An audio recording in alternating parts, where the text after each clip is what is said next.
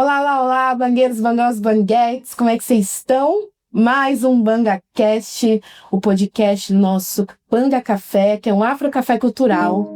E aqui nós temos Clube do Livro, que lê somente autores negros, temos rodas de conversa, lançamento de livro e muito mais. Então, nos acompanhem nas nossas redes para ficar por dentro de tudo. E quem me acompanha sabe que cada detalhe da minha imagem carrega história, referência e intenção. E nada disso seria possível sem o olhar criativo e ousado de quem assina o meu ensaio, que é a Muvuca. A Muvuca te ajuda a compor looks para eventos, faz produção de moda para grandes marcas, além de te ajudar a se reencontrar. Se você ainda não conhece, siga aqui nas redes sociais para ficar por dentro de tudo, qualquer novidade que eles forem postar. Ok? Então, dito tudo isso, agora eu vou apresentar a minha convidada de hoje, que também não posso nem dizer, né? Que é cliente que virou amiga, que é amiga que virou cliente, enfim.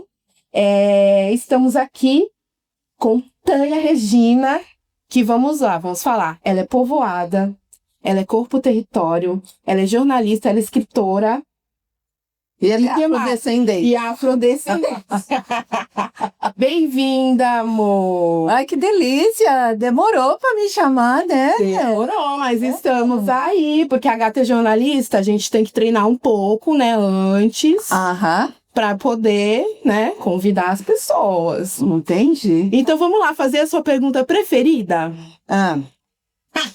A pergunta que você mais ama que eu faço aqui. A primeira pergunta que eu faço para todos os meus convidados, que a Celia sempre me critica, sabe? Que ela fala que, assim, como é que a pessoa não se descobre negra quando, assim, que nasce? Como assim? Então fala do seu chá revelação, do seu não chá revelação. Não sei, nem chá revelação, nem chá do bebê, nem chá de... Eu nasci numa situação meio complicada, né? Papai já estava querendo cantar para subir. Então não teve tempo de ter nada. E, na verdade, assim, minha mãe tinha um salão de beleza que cuidava dos nossos cabelos. As pessoas todas que frequentavam eram pretas, a gente frequentava um clube de gente preta, e a gente sabia que era preta, então não teve revelação nenhuma. O que mudou, e aí até deu trabalho para minha mãe, foi quando eu resolvi que eu queria usar um bom Black Power. Imagine, ela que usava o nosso cabelo, passar veneno no nosso cabelo, a gente tinha aqueles cachos, aquelas coisas todas, eu falei, não, eu quero usar um Black Power. Dá o seu jeito, ela teve que fazer uma permanente pro meu cabelo voltar a ser original. Né? E isso eu já com 11, 12 anos, eu já queria um bom black. Já sendo revolucionária. Eu cedo eu me envolvi no movimento negro, no movimento sindical. Nunca participei do movimento estudantil, mas eu sempre gostei de agitar. E mesmo, o que acontecia com a gente? Quando eu era mocinha, a gente sempre deu festa em casa, né? E sempre foi festa com a família e com os amigos. Porque assim, como minha mãe ficou sem marido muito cedo, ela criou uma rede de família postiça pra gente, família postiça preta. E todo mundo tinha marido, tinha filho, então a gente fazia batizado de boneca. Então sempre tinha festa, porque o salão de beleza, que era a sala maior da casa que a gente morava, virava o salão de festas. Nossa, a gente cobria as paredes todas com papel para não sujar. Boa. E fazia festas, tinha muita festa. Depois a gente foi crescendo, fez um clubinho. Era o SIG 2000, que era um clube de meninas. Depois teve as africanas e a gente dava bailinho e cobrava na porta. Nossa! A gente morava no centro de São Paulo, ali a 100 metros da Praça da Sé. Nossa casa era um point. Sim! E um point da negrada. Total! E você acha que daí que veio a sua autoestima? Como é que foi essa construção de autoestima? Porque realmente já veio contigo, né? Pois é, eu penso... Pela sua mãe também já trabalhar com beleza? A minha, não. Minha mãe, ela participou do Clube Evoluídos. Então, a minha mãe também sempre teve uma pegada racial. Ela não era tão ativista quanto eu, ela ficava meio assustada comigo, né? Porque juntou o ativismo negro com a coisa de ser de esquerda e tudo mais. E ela, imagina, ela aprendeu que comunista come criancinha. Mas eu consegui levá-la aqueles grandes eventos do PT no Pacaembu. Então era assim, era muito legal. Mas sim, minha mãe sempre foi uma mulher muito bonita e ela sempre gozado. É isso. A minha mãe, a mãe dela morreu quando ela tinha 9 anos. E ela foi criada pelos patrões da mãe dela, porque era comum, né? A empregada doméstica dar os filhos para a patroa batizar. Sim. E aí, quando a minha avó morre, a minha mãe vai morar com essa família, que é uma família de italianos. Uhum. Então, a minha mãe, ela é muito bem educada. Teve isso, mas ela sempre se reconheceu como uma mulher negra. E a gente participava de um clube que chamava Aristocrata, que existe até hoje. O Aristocrata Clube, que eram os negros de sucesso, ou seja, funcionários públicos. Sim. Porque ser funcionário público, isso nos anos 60, era a possibilidade de ascensão, porque só como funcionário público você não tinha que apresentar foto, né? A coisa da boa aparência. Então, você passando no concurso. Sim. Eu tive o meu tempo de funcionária pública, fui escrevente, operadora de telex, né? Então, era um caminho para você. Mas eu acho que naturalmente a minha mãe sempre foi muito bonita, sempre se arrumou muito bem. Então, para nós, já até perguntar assim, como que você aprendeu? Assim, não aprendi, quer dizer, eu vivia com minha mãe e nós usávamos, né? Com o passar do tempo, nós calçávamos todas 37.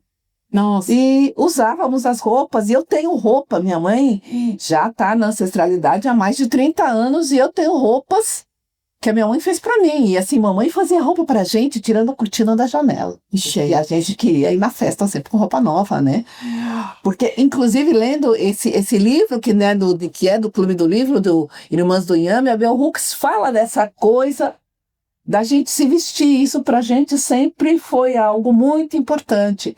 E a gente nunca teve grana. Ao mesmo tempo, as lojas nunca contemplaram o nosso corpo.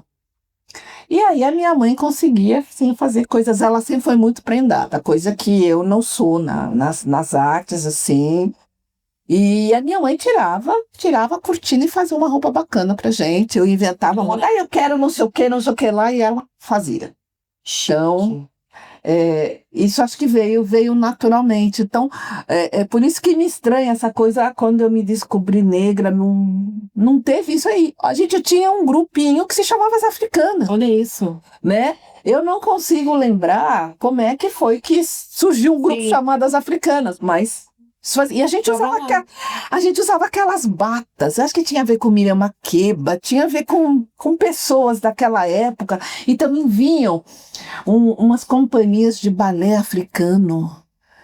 E, sim, tem uma outra coisa, a minha casa era muito frequentada por artistas, né? Então, Jamelão, Agostinho dos Santos, faziam parte. Gente, que básico!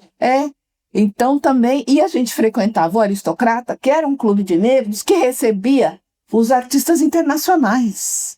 E era um clube que se achava, né? Então assim, aqui a gente não toma pinga como a negrada, aqui a gente toma uísque. Tinha toda uma questão assim de ser aristocracia negra. Sim. Então eu acho que todas essas coisas acabam naturalmente te colocando num lugar de existência. Né? E também eu estudava num colégio de freiras, era bolsista. Nossa. Claro que a gente enfrentava uma série de questões, mas a minha mãe sempre foi muito proativa, muito de se colocar à frente, né? E sempre cuidou muito do nosso existir, e sempre... Porque tinha aquela coisa, por ela não ter marido, todo mundo apostava que as filhas, com sorte, seriam profissionais do sexo. Né? Minha irmã casou e eu virei jornalista, quer dizer, deu tudo certo, deu tudo bem. E aí eu falava pra ela, eu falei, olha, uma te deu o casamento bonitinho, eu não vou casar, mas ó, tá aqui o meu diploma. Tá tudo ótimo, então.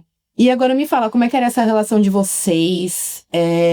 Como foi esse contato com o auto-amor, de repente? Quando é que surgiu essa vontade de falar de amor? E quando foi o seu primeiro amor, assim, quando você teve o primeiro contato com o que era realmente o amor? Desafiadora essa pergunta. Como você já disse, eu falo que eu sou mensageira. E como eu sabia que você ia me perguntar do amor, eu acordei às 3 horas da manhã com a resposta. Eu não tô acreditando nisso. Aí eu corri e escrevi, porque eu imaginei que você ia falar assim, por que amor? Né? Então eu tenho a resposta para esta pergunta. Amor é para a gente contracolonizar o sentir, porque o racismo nos ensinou a nos odiar, Totó. Então, quando a gente fala de amor, a gente estabelece a pauta que nos interessa e a gente contracoloniza não o pensar, mas o sentir. Então, falar de amor e falar de amor afrocentrado nos coloca no outro lugar. Porque é interessante, quando a gente cria o Primeiros Negros como blog em maio de 2009, a minha ideia é escrever sobre pioneirismo negro. Por quê? Por quê? Porque eu queria escrever sobre alguma coisa, vamos escrever sobre pioneirismo negro. Mas quando o blog vira site, isso acontece faz 5 anos que o blog virou site, e quando eu deixo de ter uma carreira solo no blog e passo a trabalhar com o filho, com o Pedro, aí Primeiros Negros vira um projeto ativista, vira um acervo, e o Pedro insiste, assim, qual que é a nossa mensagem principal?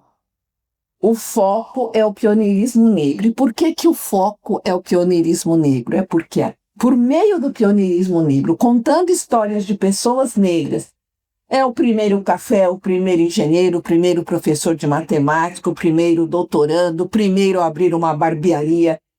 Porque todos nós temos pioneirismo, inclusive pioneirismos familiares, e temos pioneirismos do bairro, da rua, do nosso grupo, e como sociedade, como povo afrodescendente e africano, né? Tanto em África como em diáspora. E a gente quando a gente conta essas histórias, é para dizer o quê? Que a nossa história não começa na escravização, é para dizer que, como disse Barack Obama quando foi eleito, sim, nós podemos e nós podemos tudo. E cada vez que a gente vai contar uma história, é isso que fica. Nós podemos tudo porque cada pioneiro não foi fácil conquistar, cada pioneirismo conquistado. E as pessoas pioneiras, elas são pessoas, seres humanos, logo elas não são perfeitas. Sim. E aí quando você conta essa história, você está trabalhando o quê? A autoestima, o reconhecimento através de histórias pioneiras, você entende que tá se eles puderam lá no século passado, no século retrasado, lá mesmo escravizados eles puderam, eu também posso. E quando você toma posse desta possibilidade, quando você acredita, quando você tem certeza disso, porque eu não estou dizendo do nada, mas eu estou falando, olha aqui, olha a Chika Manicongo, olha a Erika Hilton, sabe? Erika Hilton morava na rua. E olha onde ela está agora. Então, isso conta da nossa potência. Sim, incrível. Então, cada história que a gente conta, quando conta a história de Maria Firmina, sabe? A primeira deputada lá no estado do Paraná, que é o estado racista, quando você elege uma pessoa negra no estado racista, você está contando da nossa potência, que por mais que façam, por mais estruturado que seja o racismo, a gente dá um jeito. A gente dá um jeito e faz além. Porque é aquela coisa, se você compara a sua história com a história de qualquer pessoa branca, seja ela de Portugal, seja ela da Europa, seja ela de onde for, ela não passou nem um milésimo do que passaram os nossos que vieram antes. E se nós hoje sentamos ao lado delas no ônibus, ou estamos no carro, do lado do carro dela, ou estamos no mesmo espaço de trabalho, onde nós estamos vale muito mais do que onde ela está, porque ela não teve o corre que a gente teve. Pois é. E isso tem a ver com autoestima, isso tem a ver com se reconhecer. Então, quando a gente se propõe a falar de amor afrocentrado, para além do amor romântico, como uma imersão em nós mesmos, é esse reconhecimento da nossa origem africana, né? E quando a gente fala do reconhecimento da nossa origem africana, eu gosto de lembrar, sabe aquele pauzinho onde a gente coloca o papel higiênico no banheiro? Foi uma pessoa negra que inventou. Olha aí. Será que os racistas vão parar de usar o pauzinho? Se eles pararem de usar o pauzinho, eles também vão ter que parar de usar o elevador, porque sabe aquele não abra a porta antes que o mesmo seja? Foi um dispositivo que uma pessoa negra inventou para proteger a vida de todo mundo, olha aí. Né? E assim, é 1 milhão de coisas que nós inventamos desde... Sabe o índigo blue, o azul do jeans? Foi uma pessoa preta que inventou.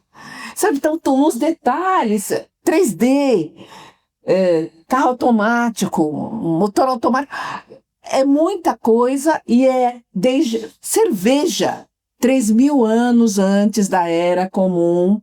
O gosto, o sabor da cerveja de hoje é comparável a esta cerveja produzida em África. Maquiagem, olha isso. Sabe, então, é muita coisa. Sandália. E o tanto de coisa que a gente não sabe, né? Não sabe do apagamento da história o tempo todo, né? O tempo todo, exatamente para a gente não tomar posse disso tudo e sair deste lugar que a gente acha que só serve para estar num lugar de subalternidade. E não, sabe, servir, cuidar é fundamental. E nós somos bons nisso também. Mas nós podemos tudo, nós podemos estar em qualquer lugar. Sim. E é disso que se trata. Quando a gente vai falar de amor afrocentrado, é para a gente se olhar e começar a perceber que nós não somos nem só cabelo, nem só bunda, nem só lindos, maravilhosos e bonitos. E exóticos. Não, nós não somos exóticos, aliás, porque a gente tem que... Isso assim, é só dicionário. O que quer dizer exótico? Diferente. Se nós somos a maioria do povo, não quem tem será que é exótico? Exato. Quem será boa? Quem será que é exótico? Se a gente é a maioria do povo. Então, acho que é tudo isso e muito mais. Mas o desafio é nós buscarmos essa história. E me conta se houve desafio em escrever o livro, como é que foi o processo, se demorou, se não demorou. Mostra pra gente o livro. Tânia acabou de escrever um livro, acabou de lançar. Exato. E aí conta um pouquinho pra gente como foi esse processo. Esse processo foi assim, muito rico. E assim, vou contar uma coisa. Eu escrevi um livro antes desse, em fevereiro, que é o Memórias que Importam, que está aí na fila, era para a gente lançar ele. Mas esse aqui saiu muito rápido. Eu vou dizer que ele foi construído a 1000 mãos. Tem o povo que vive em mim, a ancestralidade que vive em mim, que dialoga comigo o tempo todo, que usa a minha mão e usa o meu pensar para criar outros pensares.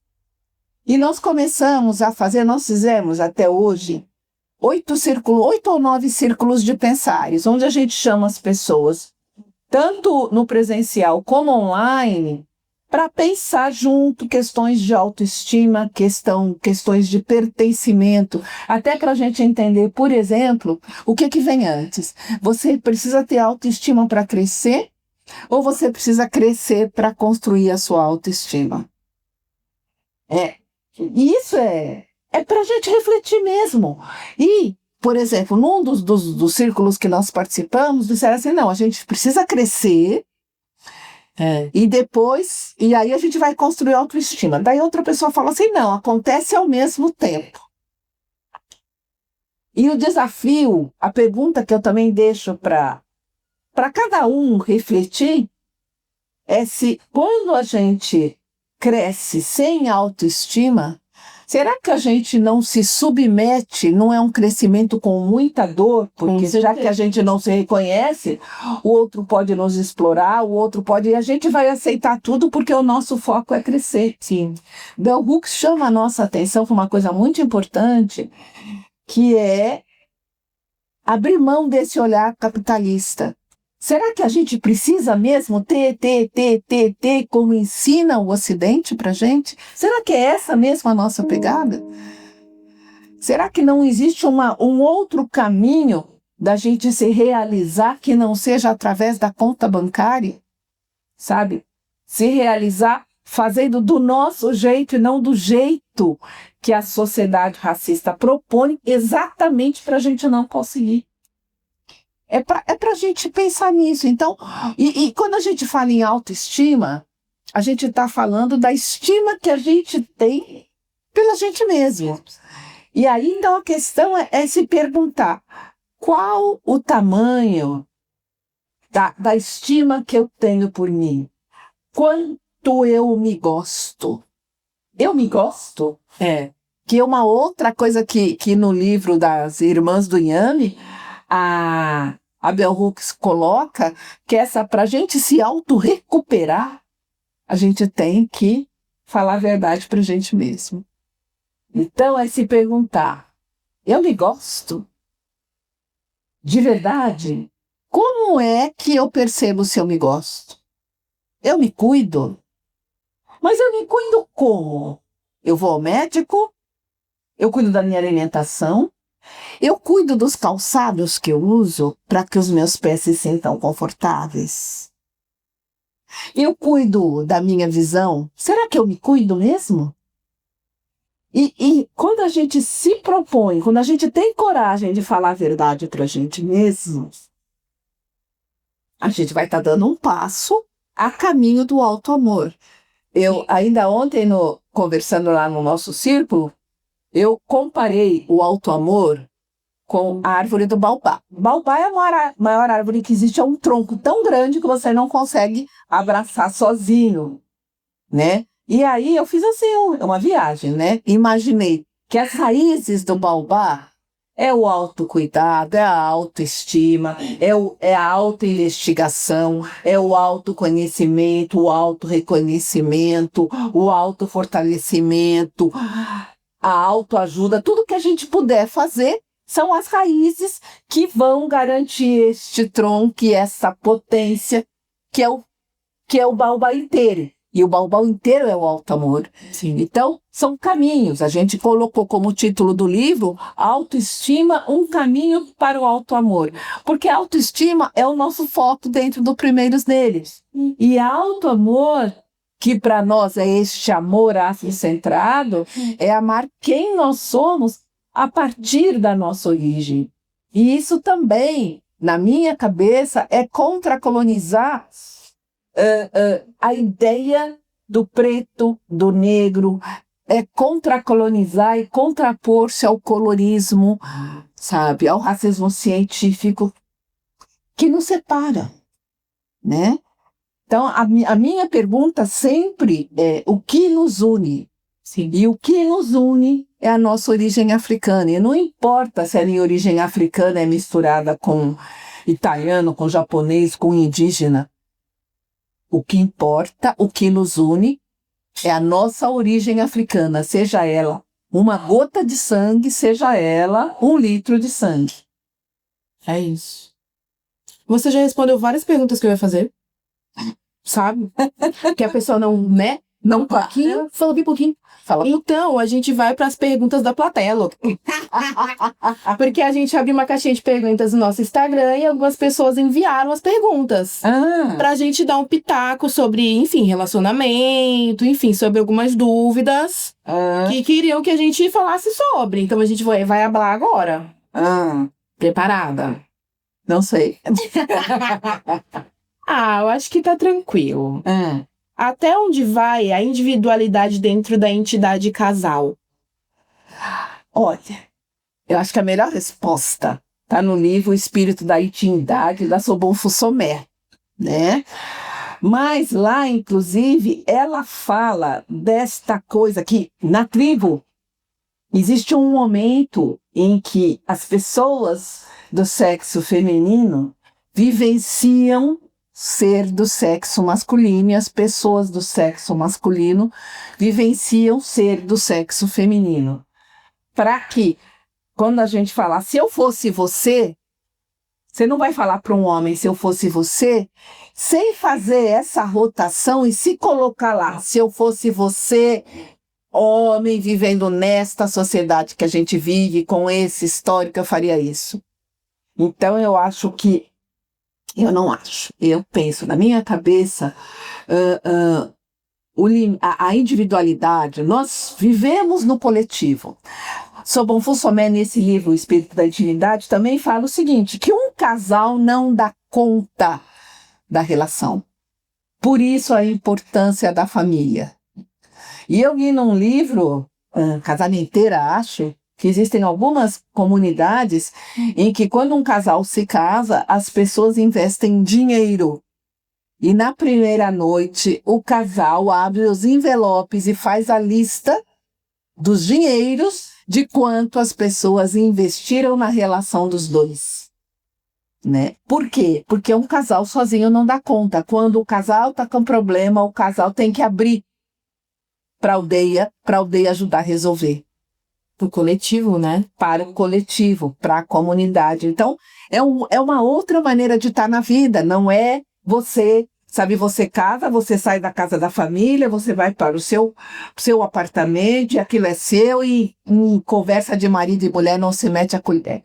Não é assim que funciona. Sim. E eu acho que é importante, sim, ter a coisa do individualismo, né, na relação, até porque cada um é uma pessoa que está convivendo junto. Mas eu acho que também essa coisa do coletivo faz parte, né? Porque são duas pessoas convivendo numa família, enfim, né? E com pessoas em comum. E eu acho que sim, tem que ter, né? Qual foi a pergunta? Até onde vai a individualidade e a identidade de casal? Eu acho que também é legal de separar individualidade de individuação. Tá? Mas essa é uma outra conversa. Eu acho sempre importante, todo mundo conhece, né, esse movimento, né? Seu parceiro, você fica acusando o seu parceiro e não percebe que tem 3 dedos apontados na sua direção. Então, nunca é responsabilidade do outro. Fica muito fácil a gente transferir a responsabilidade pelas coisas que a gente quer fazer. Porque se o seu parceiro quer ficar estagnado, isso é problema dele. É uma opção dele. Agora, você dizer que você está estagnada porque o seu parceiro está estagnado é transferir uma responsabilidade que não pertence a ele. Aí a gente tem que falar a verdade pra gente, né? Tira o parceiro da cena e o que você faria? E faça. É isso, vai à luta, vai fazer o que tu quer fazer. Exatamente, porque nós falamos isso, eu não faço por causa dos meus filhos, eu não faço porque eu não tenho dinheiro, eu não faço porque... E não raro, a gente não faz porque não quer de verdade. Ou porque não se sente com forças. E se a gente não se sente com forças, por que a gente está sem força? Como é que a gente faz para conseguir força? Né? Eu sempre penso que um caminho é isso, né? A Thay já me conhece. Eu falo.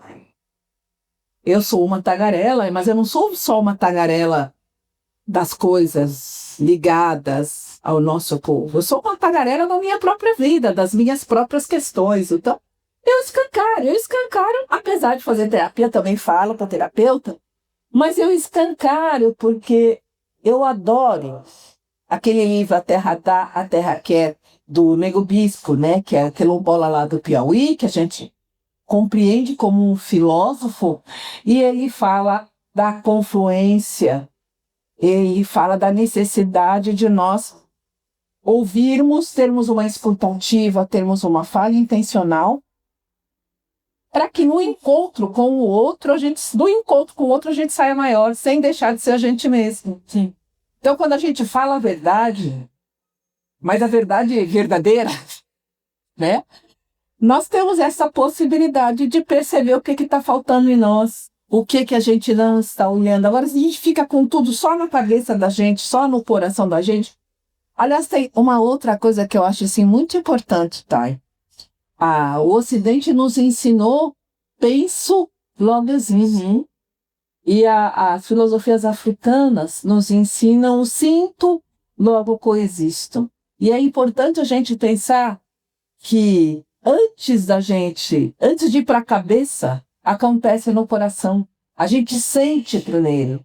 Por isso eu acho as manhãs perfeitas. Quando a gente abre os olhos de manhã, dá uma olhada rápida para dentro da gente, porque o que a gente estiver sentindo, não bobear é para ser o tom do nosso dia. E para a gente perceber também que quando a gente consegue se apropriar de uma verdade na primeira hora da manhã, se a gente vai transformando essa verdade ao longo do dia, porque a gente deixa o pensamento atravessar.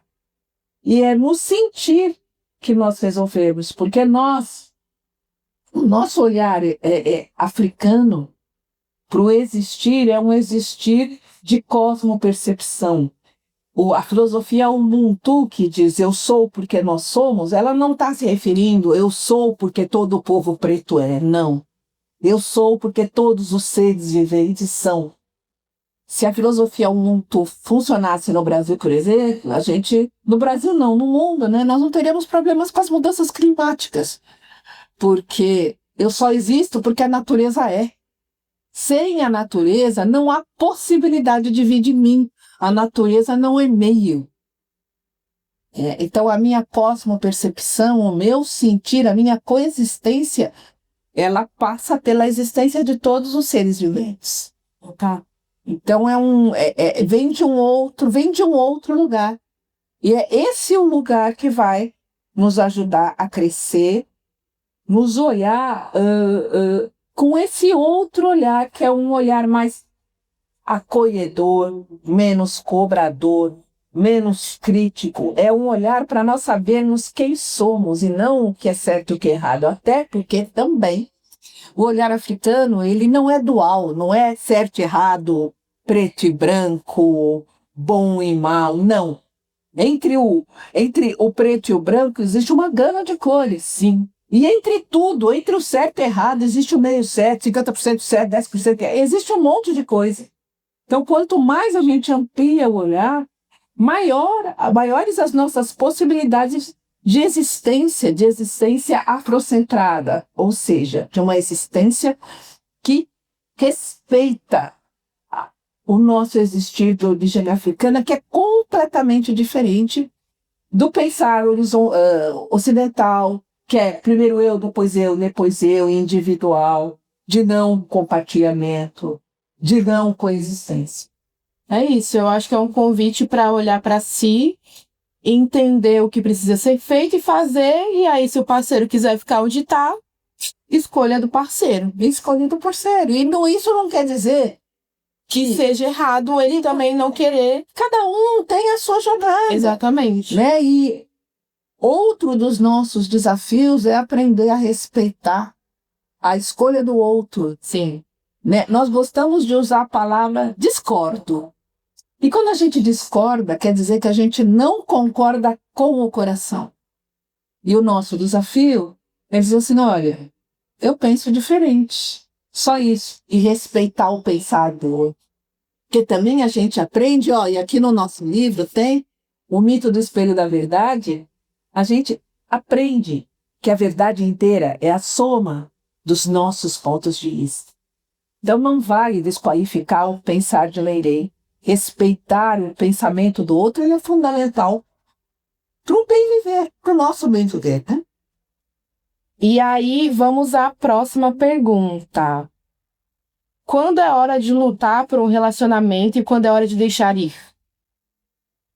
Cruzado, né? Eu quero falar de amor afrocentrado para além do amor romântico, mas é só o amor romântico que vem. Mas aí eu acho que eu deixei aberto, né? Eu falei sobre amor. Eu falei, gente, perguntei sobre coisas amor. E aí focou aí no amor romântico. Mas você vê, a gente está falando do amor do outro. O tempo todo a gente está falando do amor do outro. Sim. E não dá pra gente... Eu vou falar desse jeito, mas não é exatamente isso. Quando a gente não dá para falar de amor romântico quando a gente ainda não se ama, quando a gente não sabe a quantidade de amor que a gente tem dentro da gente, porque amar é dar-se. E o que você tem para dar? Nós gostamos de falar que ninguém me ama, ninguém me vê. A gente fala da invisibilidade, a gente fala do desamor. Mas será que esse desamor que a gente sente falta não é exatamente essa falta de amor por nós mesmos? Porque quando você se ama, você vai encontrar com o outro plena de amor e não vai encontrar com o outro naquela musiquinha do Djavan.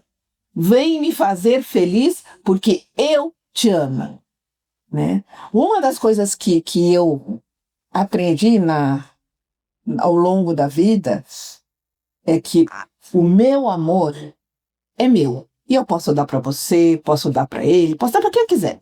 Porque o amor é meu.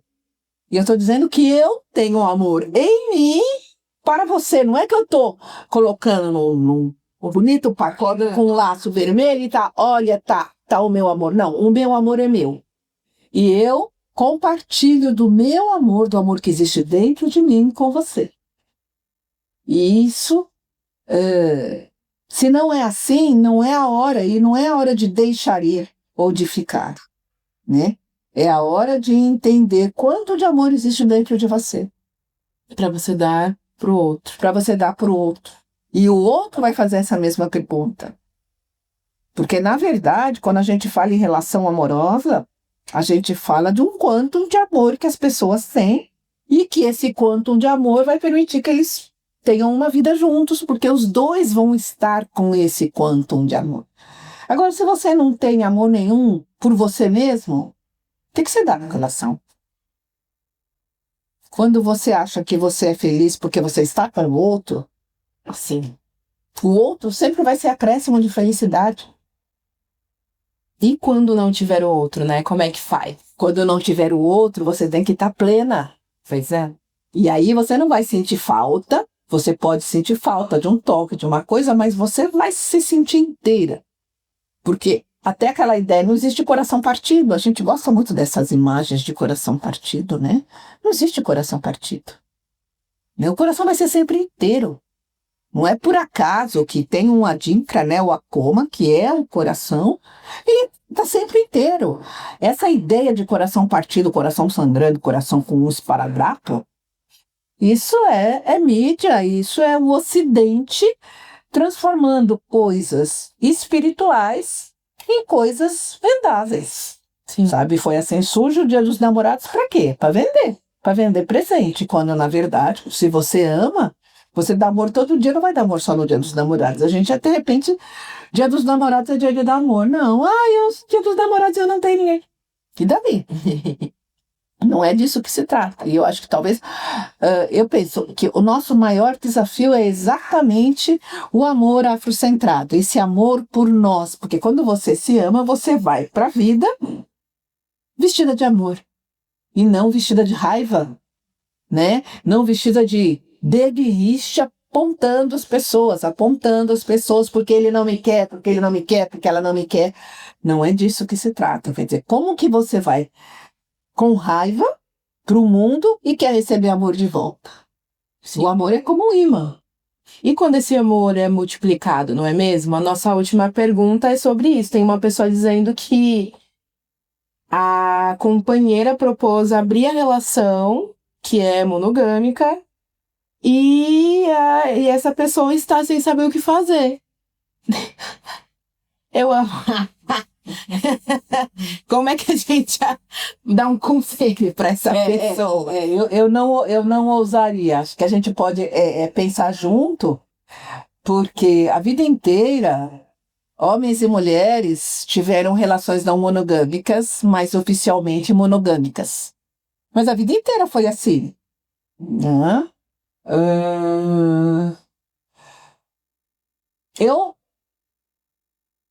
É pra você? Então, eu acho que eu acho que é isso que você tem que se perguntar. Eu acho que eu não dou conta disso, e não por uma questão de posse, é porque eu não entendo a lógica. Numa relação aberta, como é que vai ser? Vai ser como na África, né? Uma monogamia. Não, na África, que tem várias esposas, a mulher tem vários maridos, o marido tem várias esposas. Não é poli... Esqueci o nome, esquecemos, não. Gente, mas é poli alguma coisa, esqueci o nome também. Não é poliamor, mas não, é outra coisa. Gente, a gente perdeu a palavra, mas é isso. Na verdade, é o que a gente dá conta. Não importa o que diz a mídia, o que dizem os livros, você dá conta. Sim. Se você não dá conta e o outro quer, você vai falar, olha, eu não dou conta. O outro fala, mas eu quero, então tá. Então é isso. Então é isso, quer dizer, é uma escolha. Ou você fala assim, não, olha, eu não dou conta, mas eu prefiro estar junto mesmo não dando conta. Talvez seja você saudável. dá conta dessa violência que você vai se impor? Né? Será que esta relação ela é de fato amorosa? Ou será uma relação de conveniência? Por que será que a outra pessoa está querendo uma relação aberta? O que está faltando nessa relação? Eu acho que tem um monte de coisa para ser conversada, Sim. com honestidade. Sim. Que não é só moda. Porque também pode, não, tá na moda, vamos experimentar para ver como é. Somos pessoas, somos sentimentos. Antes de tudo, somos sentimentos. Então, é preciso olhar para os nossos sentimentos nessas situações e em todas as situações, né? Sim, e a comunicação. Eu acho que já rolou uma comunicação aí, que a outra parte já disse o que pensa. Acho que rola se perceber para ver se aguenta o tranco. Sim, mas a outra parte disse o que pensa ou só disse tô querendo uma relação aberta? Então tem que ver como é que foi. Tá querendo por quê? O que tá acontecendo? Então é o que não tá sendo suprido? Comunicação, né? Porque às vezes eu fico pensando, por exemplo, eu antigamente eu era muito preguiçosa de sexo. Muito preguiçosa. E aí, você tinha um namorado que queria sexo toda noite, ele falou, se você não transar comigo toda noite, eu vou procurar outra pessoa. Sim, aí ok, procura, tá? Só usa preservativo. Por quê? Porque eu não vou dar conta. Sim. Mas tô feliz de estar com aquela pessoa. Se é isso, ok. Sim. Se não, não. Sim. Eu acho que é esta liberdade, independentemente dos valores postos, porque são crenças, enfim. Tem coisa que tá certo com um, não tá certo com o outro. Sim, é isso. Mas é pensar também que isso tem a ver com a energia, tá? E existe um pulverizar de energias quando você tem relações abertas. E a gente não pode perder isso de vista. Porque mesmo o que eu ouço falar e o que eu vejo, que mesmo as pessoas que vivem em relações abertas, elas de verdade elas querem a monogamia. Elas aceitam a relação aberta, mas sonham com a monogamia. Não sei, eu acho que é relativo. E eu acho que tem que rolar uma conversa para entender o porquê e se é a necessidade de sexo a mais que não tá rolando, ou se é algo afetivo mesmo, porque, né, a monogamia, né? Pode ser, cansamos. Sim. Tá chato, ou tipo, tá preciso monótono. disso para melhorar a relação aqui, eu acho que o buraco é bem mais embaixo e vocês precisam conversar, né? Diálogo. E a gente não tem nada a ver com isso, a gente tá não vai mudar o palpite. A gente tá dando um palpite, jogando umas coisas aí. Isso. E aí é isso, acabamos as nossas perguntas, vamos encerrar o nosso papo com as nossas 3 palavrinhas, meu momento de entrevistadora. Vou te falar umas palavras e você, a primeira coisa que vir, você joga na roda. Sem muita explicação, só o que vir à sua mente. Coisas do seu cotidiano que você já usa mesmo. Confluência. Crescer. Ancestralidade. Presença. Pensar. Sentir. Antes sentir. Lindo. E assim encerramos mais um BangaCast. Muito obrigada pela presença. Ai, eu que agradeço. Foi uma delícia. O seu carinho, a sua existência, a sua amizade. Tá bom? É isso. E aí, gente, primeirosnegros.com. Sim. Para adquirir o livro é no site. primeirosnegros.com é só acessar. É isso. O Instagram também é @primeirosnegros. E tem livro físico e tem livro digital, e-book. Então fica fácil para o Brasil inteiro. Para o mundo, né? Para o mundo. Óbvio. Por favor, divulguem. O livro é bacana e ele tem uma pegada um pouquinho de autoajuda. Por que a gente fala autoajuda? Porque é um livro é um livro existencial, mas não existe esse carimbo nas livrarias. Ou é filosofia ou é autoajuda. O nosso livro ele é existencial e ele é interativo. Eu amei isso. Ele é interativo, ele propõe algumas dinâmicas e ele tem uma continuidade no site também. E eu acho isso incrível, eu acho que todo mundo tinha que ter acesso, então bora correr atrás. Um beijo, meu amor, muito obrigada pela presença e, gente, até o próximo BangaCast. Tchau, bangosos e banguetes. Quem falou que eu ando só? Nessa terra, nesse chão de meu Deus, sou uma, mas não sou só. Vou andar. Quem falou que eu ando só? Tenho em mim mais de muitos, sou uma, mas não sou só. Vou